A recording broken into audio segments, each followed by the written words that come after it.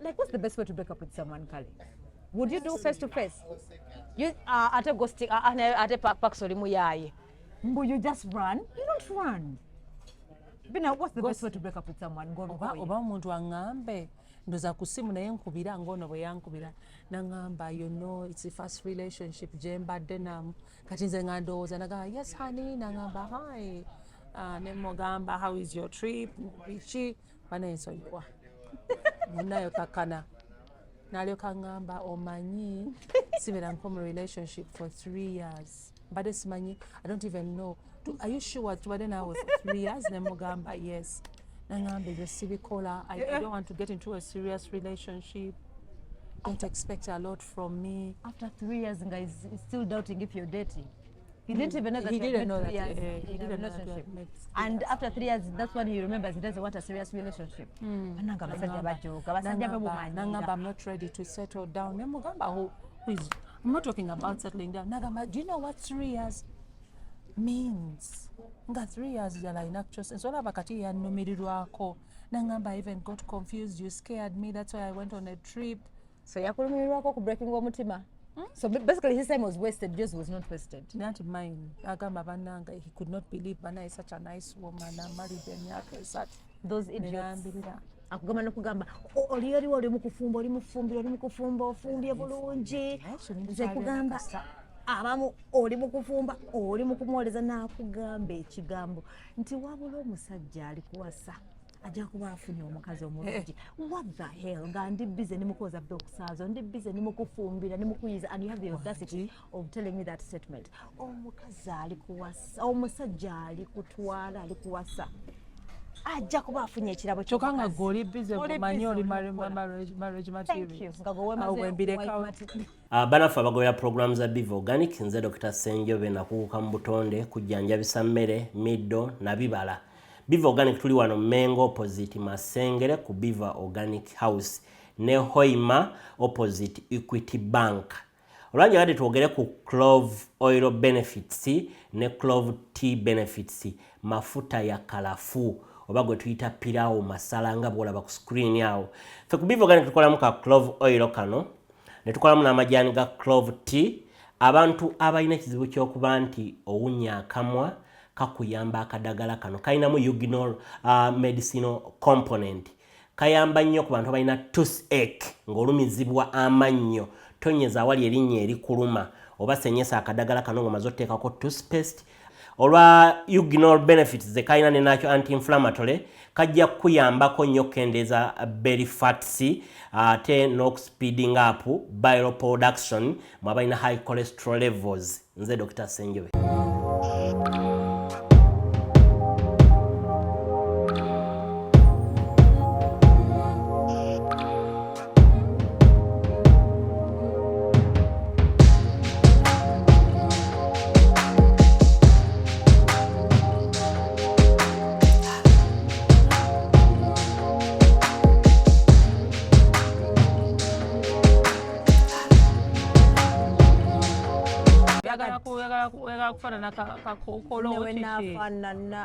But this is okay. No. What my packs as to cover la figure. Stuka. No, because in the clothes, you guys. Amalabayo. There's a company bandabe bulungi kwa kirabika temuntegeera. Guys, I have a shape. Dr. Yani kabanyonyero Dr. Bweyangamba Bina shape yeri different kati zenna shape bagiyita linga 8 ya. So eno ndi mutono eno wali bijja kati nkyalwanisa kati bwenkogga face yesoko kwesikamu kati wano nkyalina kabasto. This is okay. Kaino kuba kunedda mukwano bwe neyambula. Alisiko gosobola okweraba. Naye kati zasirande. Debe dodo. Kunyonyola musajja nti munaye kano kwolaba ndi mukajja kwa ddayo njagala sange wali flat. So I don't want to be breathing in all the time. Some of us who can no longer see. It becomes to share. So you can't even share. So you lift your stomach like this. Even when you lift bad. Even you don't see.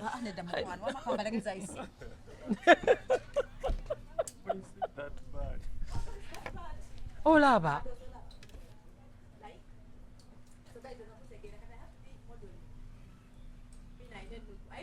Neda muna chuka.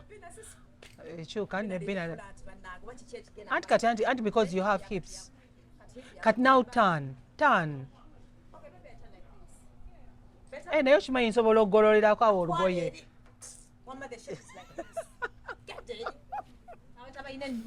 I think you understand what I'm going through. So, do you know, so like, but I'm still struggling with the hips and the cheeks. So where is all the now? So Kati you have to bear kitegeeza with me. Bagana kuvuma oli kakadde. First thing Yesu said, naye it's okay. You know say as wandikomyawo. Dodo wandikomyawo. Mama bakadde neze ngamanyi ndi juice. Dodo wandikomyawo. Because that means better search kubeera na ironing board. Omaisha njo kugambanga. Okenako ogolera kabina ka. Ngenda kugololera kugwe. Angamba dodo kutama. Kati ku buto dyo tugenda kuyanga bata kubanga buto lyo laba ogambe toweera banako.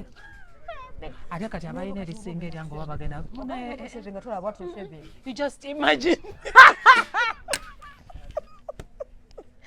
Bina, you're No, stupid. seriously, that's how Bina, bad no. it is. No, seriously. That's how bad it Huh. is. Bina. No, I'm serious. So you get a shaver and you just imagine nogamba this side, no cut nogamba side ne side ndoza we Ate one. nze sirinda bikule nnyo. So every month. So kati naye kate kwe weesimye oli flat. Nze kati okulengera wano. Ate akabuto kakyakaluba. Kansobeddeko tekagonda nga bwammwe. Ye bakyakaye kakaluba. Kayo mirror.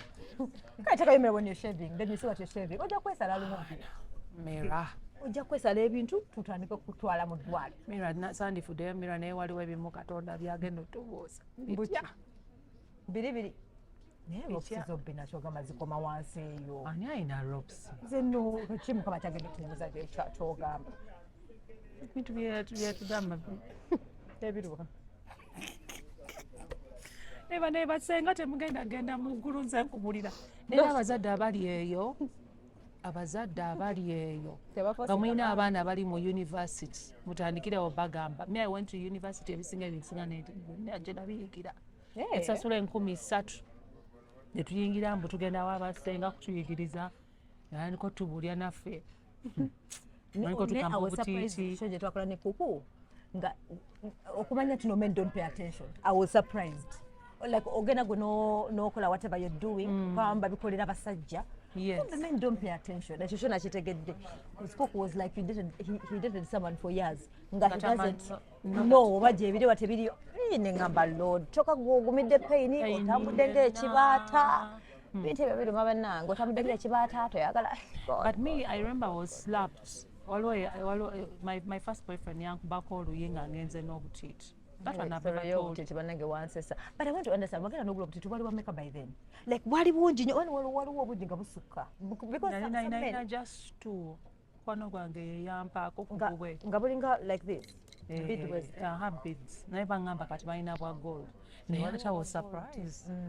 Twali wano nga tuli wano ne babajjo n'oli omusajja n'agamba obutiiti tebuyamba. N'agamba no. They're not important. Stimulation, I hear. Okay, men love the stimulation. The sound. Our tradition. Bali loko. Ndoza bakyali mu analog. Omanyi be babakyala abaami abagamba abakyala tolina kulya nkoko kamutambuza ddembe n'eggi. Kati bakyali mu this day. No, but what of your story yesterday? Omusajja mu mawulire mu Daily Monitor. Ng'omukazi omusajja yagana omukazi in this day and age ng'agenda n'afumba ne batula ku meeza y'emu ono ye ng'ali mu kulya nkoko olwo n'aleeta n'alya amagi ku makya nga mukyala we talya kati omanyi weda n'enkikozesa nange ogyogerako ku radio naye bali bagambye nti omanyi omukazi ky'abakola lwakuba alina okulooza alaba oba omunyo mweguli naye ndyoka ŋŋamba naye nange waakiri njirira mu ffumbiro nange njirira mu ffumbiro naye ate bw'obeera anti bw'ebeera culture ye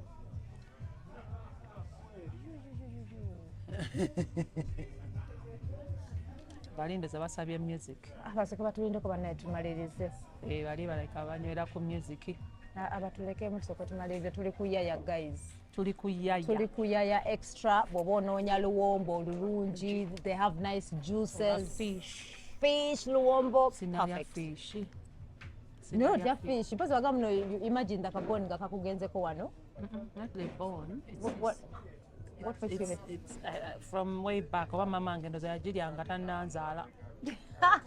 Sikulimaze naturally saagala food. Really? Naye And you did something to you. I wanted to start coming out nenzya nentulano kati nga kuyaya On a date like this? yes Or nerira either goat's meat Like self-love things? naye obuzibu the last time I did it nagenda kuyeerya eri entinda. What happened? Sajja yajja n'aŋŋamba Katonda akuntumye agambye nzije nkuyambe you're lonely ate nga nagenda n'akatabo nsome. It's not funny, Dodo. Or you put do not disturb there. So I don't know what you're going to do. No. Bakulagira ddala bakoye kati abo balabika. Eda mukwano baba alina okubijjako mukwano. Baganye. Badde banaye babijjeko. Begenda tutawana ku YouTube. Ate singa bosi abaddewo singa baganda. Manyi muno yaya yaffe Bina yagigabadde. Bina yagigabira bajjo. Mbunkuwadde yaya. Anti munne yagala nandika okunkwata awali very sensitive. Nemugabira ye namugabira nekyo ekirala naga. Nange mbunkuwadde Dodo. Ekyo lwaki Balo ngamba nkuwadde ne yaya. Naye Bina. Okay, so you're talking about self-love. By the way, something people don't understand. Ebintu ebyo twogera mu mukwano. Olaba bajjo yankwatako bukwasi ne muwaya yetaliya. Naze sina kirali. Ate kati bali ba ex oba tubamba wabiki. Oba wachi. Manyi nyinza okubanga ne kabaka namugabadda. Nemba wesawa ya queen. Nze sina kinali ngabye. Beera soba. Sina kinali ngabye. Matira gaba kasote kabali sente ka stimulation yeyongera. Anti kati oyinza okuba ng'ogaba, especially kati bw'oyiwamu kawaanyi. Munanga, I don't. I'm very sober and I remember everything. And do you really enjoy if you're sober in love making, then you don't enjoy? No, I enjoy because I like it when someone is sober. Trust me. Better than Sonia beat, but better okay. Abagambye mu comment section so you want sagala ati most times yogera ndoza bwachinuma bwageze bagamba so tudo kirabika oli kafulu gwategera otya balls z'abasajja mbuzi buno na wale kakome nakalabi se kafulu batuzisomako oyo mulamu wange nakantu kamwe akantu kabola we nayogera muno amabene tegenkana kati nagamba nogaba n'amabene tegenkana ne bagamba oyo Dodo ali emabega kituufu amabene and it's true amabene tegenkana mulamu wange yagambye emikono tegenkana Dodo yabadde yagambye ekirasese nengaba ne Dodo comment section nakirabye nga bakyogeramu bakiwandiise ne mulamu wange alimba yabitaliwa aha wuno Dennis Barry yagambye Doreen is an expert on male balls. She plays with them. Right, I do. Ono naliyogagamba she must be a goalkeeper for that. No, but I pay attention, Bina, for real. I know bums are not the same. Boobs are not the same. They tezenkana. Ebigere tebyenkana engalo tezenkana. So mweze namasaga tegenkana enyu. Yo, this might be better. Nalaba ne mawulire babiwandika nako. Go from bobo ina baby kwata baby omukwata boto flipping olabe. Bina limudde ne. Is of all things. You should have talked about boobs. Yeah, because I know. I take care. I play with the balls. Unless if you shave them, maybe that's when you noticed. Are you one of those that shave? Bakugambye ntino the balls are not very hairy, Bina. Let me pray you get a man. This time amatatagala bagajjeko olabe what we are talking about. Ng'omutunta, that's what happened. Because I never played with the balls. Even before Kuchawa, you never played at all. Because I'm wondering. Because if you had taught me. Taught you? Hey, Auntie Magaye, you're an expert. Omusajja alina okugamba nti no play with my balls. Bina. That those who don't want, kati baagala at all. Kati baagala bakwateko, yes. Kati baagala bakwateko nga bagamba body sensitive. Body sensitive, now they feel uncomfortable. You were telling me about coming self-love. Do you know, like, it's good, when you tell someone that it's good to date yourself, to actually take it. But about self-love, they want you to explain what you mean by self-love. It's not easy, which is very true and it's very sad. But self-love starts with you. wano ku yaya. Yaya, yes. Then I think nkimanyi kati nga gwe Bina baba bagenda kutawanya waliwo abalina audacity ejja ne bagala batuuleko naawe. Babuuza politely, is this seat occupied? N'ogamba yes or no. If you said no, bagenda. Waliwo wogamba yes nga company. Nasaagala kubeera na company. Oba yagala kugenda kati oyo yakugamba ekigambo ekyo mpu Mukama akuntumye wakulooto. Yaŋŋamba hayi Mukama aŋŋambye yali n'atudde eri amaana najjera n'agamba Mukama mbu amugambye mbu ndi londi n'ayagala atuule nange. Ne mugamba nedda Mukama addayo omugambe alabye bubi. Sinze gwe batumye. Because that time I was nursing a broken heart. So I just parked. No parking somewhere, and then you cry, then you move out. And like, let me sit somewhere. And then the guy comes. He wasn't attractive. I don't even remember. Seriously, not even anyway, the moment when you want to be alone, no one understand. Yes. What they need to do is at least go kalegamba. Mugulide drink. But tunya no waving. Then omanyi kujirako ne number, right? Okukujira kenna. Ate munanga gena kugwira drink ya bwerere. Just no either atwale number yo oba later on najja na join na kujoininga. Now for company. For some reason, because they think most girls who take themselves out, they think to what they think we are actually looking for yet not all the time. You never know, I might bump it to the one. Me, sometimes I do that. But let me. Yes, you never know. Maybe, but I don't make it too obvious. And still, no one is car. Approaching. It depends on how you've approached me. It will determine whether I'll give you a chance to talk to you or to sit with me or not. Waliwo etiquette. Man, waliwo abantu nga bo tebayina njogera, tebayina manners, tebayina approach. Waliwo noli nga jana tula butuzi naabo. And you're like, what? No. Nene ekirala nze ate kati awo nendekera ogenda more places like these. And like Yaya yo, there is a place where you can watch a movie. So somebody can't join you. Abasinga babeera ku barside. Eri mu nsonda kasonda kaffe kali wanywera chai mubeera ku ssimu. No outside actually. If you mind your business. Here they don't kabanyiro takabeerawo by the way wano. Tebalina kabanyiro. Sinalaba yoyo banayo lwaki tebatugulira soda. Bane bagamba glass of wine. Maybe the man yangulirako omulondo. Ojukira olinga banfiiringa in ku Saturday we twali ne babajjo they kept giving me drinks. That whole guy. Ne bajjo naye n'alyoka afunako. Ne bajjo naye n'alyoka agirako zidukidde. Abana bikwatamu.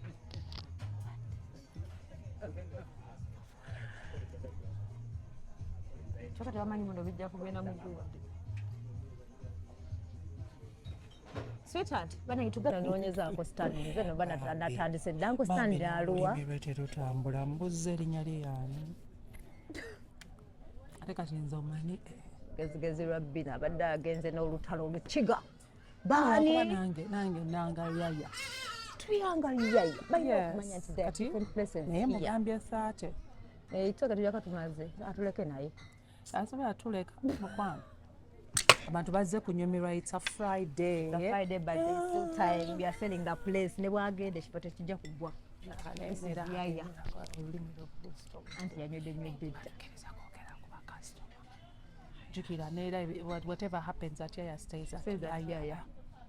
Katugayogera ebyolulimi okuzitowa sina kyenjogedde. Ne luyinza okuzitowa nga lulimu emmere. Anyway. Kale badde okikibale kya nekugamba kati mbadde ngamba nti no self love like going out. Yes, it's okay to go out. Naye abasinga kyemanyi you need to get a place oba tuteekeko akantu don't disturb sikitegeera. But I also tried out a movie. Nentandika movie night. Ezo sizigezanga kaloni. Nange company when you know I'm with someone. Kati nendowooza nti wetubeera mu movie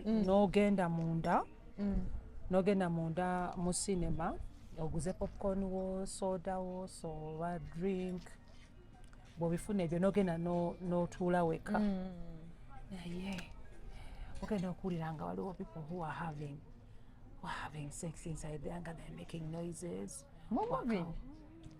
they even start kissing nga bali kumpi naawe aye nali njagala nnyo vip ate vip tubeera batini nenzira wansi anaazi kyavamu netandika okubeera nga neerabiraka ate kati wembeera eka tedoda agamba I have to come out of the house and you have to live life. As in never day mangu balisi okudekebaka. You know that changing environment is very good sometimes. Maybe driving is also okay. Yeah, you can make the drive. I can drive, go somewhere where it's banned. But I almost knocked. Who? At one time nga nali ngenda gwa mu kinnya. Yes. Eyo side zenti na waliwo ekyo kigundi awo ng'ebitaala koona eyo. Okoma wekiro. Nali nvuga kati nga nkomawo navuga mpaka Jinja bwe nali nkomawo. Yes, so byonna then wow walala we nali ngenze kunasulako mu hotel alone naye ate what I like you've ever done it? No, I've never. Me, I've ever checked into a hotel naye I made sure they had DSTV naye the only hotels ezimu obuzibu bwazo ti remote Bebeera batya? remote ebeera ku reception lwaki hotels ennaku zino pax mutyaba omuntu yangambye wano banne muve ku mutyaba waffe naye pax agenda mu hotels. I don't think so. pax lwaki ennaku zino lodge ne guest rooms ne hotels remote eri wansi why Buli balabe. But why? Bangamba mbu twerabira okugjako TV naye si ffenna abamu tubeera tuzze nga twagala just kubeera mu buntu. Abasinga babeera baze kwebaka, bw'abalala agenda n'alekako TV ne yeebaka. Nerekanira abalala. Lwaki tebakola soundproof rooms? Some people have paid TV, so you cannot afford to install paid TV. But those days they used to do it. That was when it was affordable. When it was affordable. Premium is 270,000. 270 a month premium. Hey. Mune olaba negundi eri gye nagenda eri embalala waliyo a very nice hotel. Nayo ya connectingira ku wansi. Aye mulimu ne channels ezimu ezitali. Balina okusavinga. What is that? They have to save. Gweno dawo. Twagenda ko twasula nawe twasula naffe. Buli omu yasula mu room yiye. N'ebiri byali different. Two people I didn't even pay attention. Nga twatuuka tukooye. Biri byali birala. Ndaba naye kyantamako. Nekiraba ne hotels zammwe muziggyemu ebintu nga Lion. Wonna ne weebaka ng'ekuli wano. Can't you put people nga obanga how? They're smiling. Okay, put a flower. Why do they have to put animals? Really? I think babeera balowooza buli omu abeera akooye. Over art pieces. I don't know me. I rarely go to hotels. Art pieces. Like last time we went, Bulabika Webaka Webas. They were like different rooms. They put animals. Usually, but take a where supposed to be a couple bedroom. They put couple bedroom.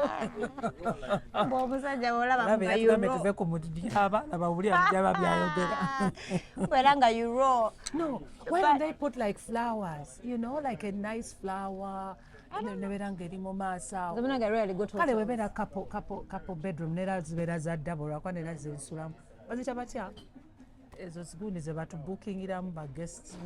Na ye ennungi mpozi kyenjagalako mubeeramu shampa awunya obulungi negundi ne sabuni awunya obulungi owakawo tebikyali bya imperial nasapuza paka zitafaanagana mwakozako imperial mu lodge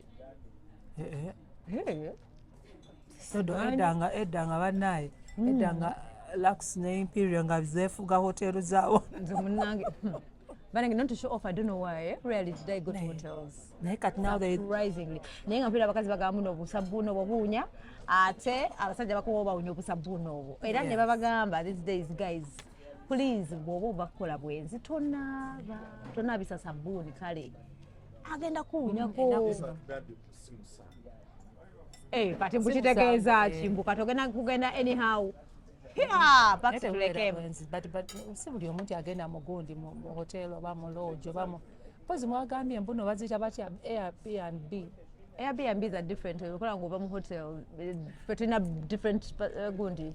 Eyammwe yanjawulo eri ki oba naye because even the hotel bw'oyingira mu room ennungi balina erinnya lye bagiyita nga nnungi mubeeramu gundi eya bubble bath ne mubeeramu obushampo ne mubeeramu lotioni ne weesiga kyesitamanyi oba mbeera nina obbitwala lwakuba bibeera bingi Kyokka mawulire situddeko ekyo mu hotel n'ekitwala ewaka. Ye gwe gwencalira waka n'ensanga yayo kintu Speak Resort. Yaya extra nga ewalire bodi. Bira tobe mwangu tawulo y'abandi nga kuliko yaya extra. Ng'oli serious nno ine tawulo y'abandi eri kama waka. nsonyiwa okwogera ku mukwano gwange omu era mukwano gwange nga yasitula tipu nsonyiwa nga bwe tugenda Sorange Women Syrup eddagala erikakkanya obulumi mu nsonga z'abakyala oba ziyite cramps. Lisange mu pharmacies, drug shops oba supermarkets. Lino lyakakasibwa National Drug Authority. ugundi ku event nagamba Bina zino tipi zaffe sula tipi nomulaba nakasawo kakati Nataka mutipi muli. yenga ogugwa gwasitula tipi What is that? naye nze at least consitula lotions Na sina kyenze tula n'ogenda awantu obusowaani kuliko naye tubeera tusasudde Bitwala. lotion tezibeera zange Wesanga nabyo. Kati Bina ogenze ku hotel ziri wano ku yayo otudde amasowaani ng'abantu kuliko basitula yaya. ebintu bannange Ne kumbaga babitwala. Kati ewuma y'abanno kuliko yaya ng'ogitwala. kati hanga really kati wensitula hanga yebeera they can get an extra hanga for sikulimba I saw an argument kugundi a discussion ku social media nga people had taken towels kale towel yosobola yali ya white nyono nyono mulabikira bulungi Nga kuliko ne lebo nze neewuunya ne silipa baziba. That's why sometimes bw'ogenda mu hotels ennene oba ne bugudi bakwa different slippers. Blue, red. obwali mu lodge naye kati Ne hotels ezimu zigira abantu babbi. Nzibone nge neewuunya enda ofulwa ne slippers z'abantu. naye shower gel yo nina ogitwala Otwala shower gel. yo nkitwala ne lotion Kati are you different from someone atwala esowaani ne very different because What? nze mbeera Kito? nkozesezza dodo embeera yange mbeera nasasudde sente do you know we pay in dollars nesowaani dodo we pay in dollars for crying out kogwa shower loud. gel Nzadde- kagitwale. bonna kaloosho akabeeramu kange shower gel yange zino established hotels n'ofuluma kati ne kakaaba nga Bina bakwaza nga mulimu shower gel. Naye ensi eno ngoba tosobola kugwira shower gel. nedda anti but I paid for it Nayinako boyfriend edda mu secondary nagenda nenkyala ewuwe nenza kale nga sibifaako ogenda natuukayo nga buli kintu kyalina ewaka nga kuliko lebo.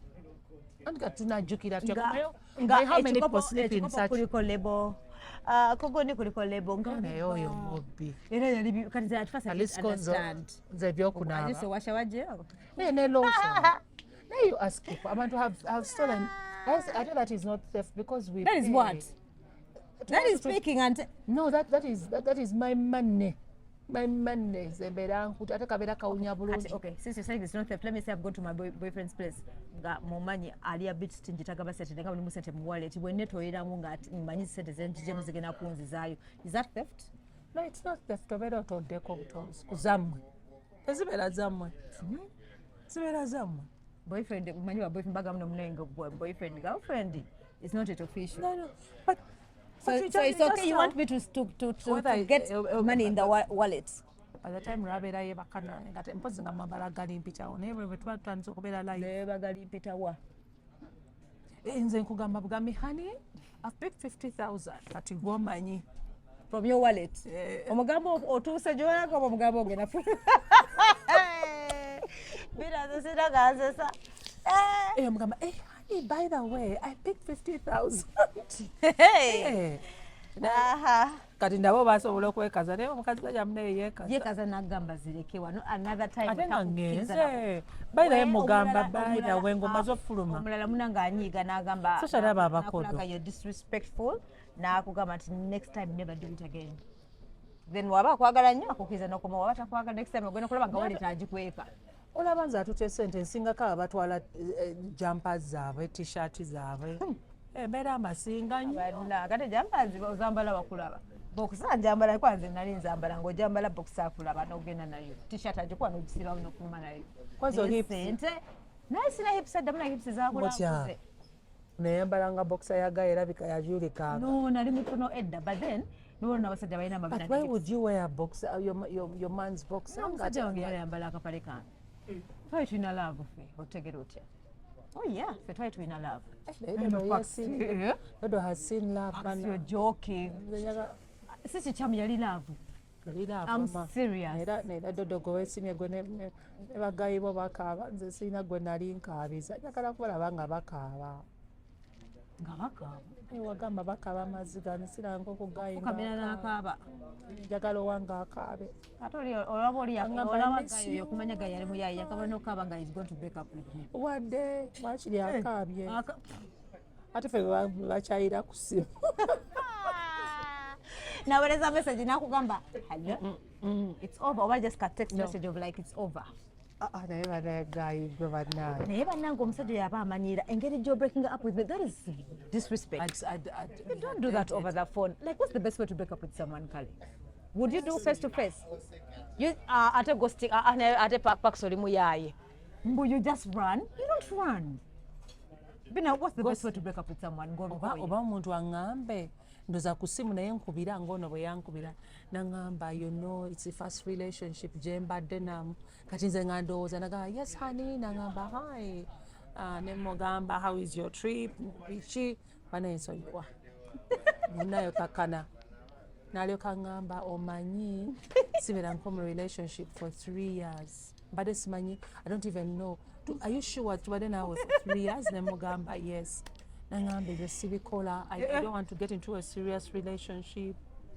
don't expect a lot from me after 3 years nga is still doubting if you're dating he didn't even know that he didn't know that he didn't know that and after 3 years that's when he remembers he doesn't want a serious relationship ananga basajja bajoga basajja bebumanyi nangamba I'm not ready to settle down ne mugamba who is I'm not talking about settling down nagamba do you know what 3 years means nga 3 years yalaina kukyose nsolaba kati yanumirirwako nangamba I even got confused you scared me that's why I went on a trip so yakulumirirwako ku breaking omutima so basically his time was wasted yours was not wasted not mine agamba bananga he could not believe Bana is such a nice woman I'm married emyaka such those idiots akugamba nokugamba oli yaliwo oli mukufumba oli mufumbira oli mukufumba ofumbye bulungi nze kugamba abamu oli mukufumba oli mukumwoleza nakugamba ekigambo nti wabula omusajja ali kuwasa ajja kuba afunye omukazi omulungi what the hell nga ndi busy nimukoza boxazo ndi busy nimukufumbira nimukuyiza and you have the audacity